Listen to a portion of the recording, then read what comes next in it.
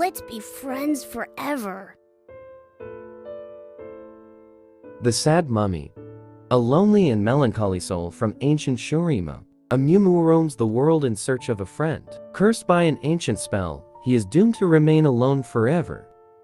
I thought you'd never pick me. As his touch is death and his affection ruin.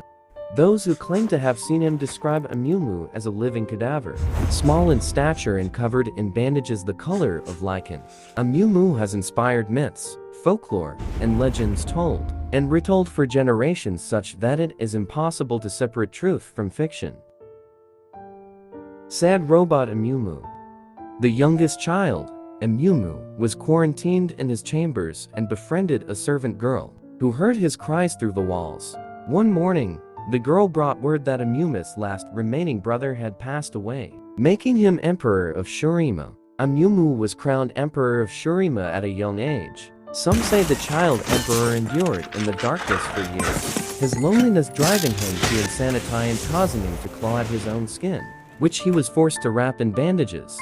His life was extended by the power of the eye, as he meditated on his past transgressions. But the gift was a double-edged sword, for he was cursed to remain forever alone. Upon the girl's death, her grandmother placed a twisted blight on the young emperor.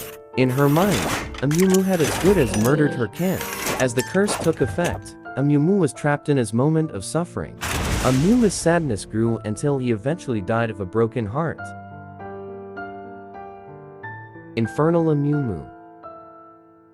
When ancient pyromancers unleashed the malevolent infernals upon the world, they also unintentionally summoned younger, lonelier creatures, a mere spark compared to the fiery monsters now ravaging the land. AMUMU seeks only friendship, unwittingly incinerating all those he touches. Come play with me.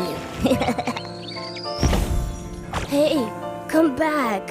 A second tale whispers of another crown prince, one given to bouts of petulance, cruelty, and murderous vanity. And convinced he was blessed by the sun, he forced his subjects to worship him as a god.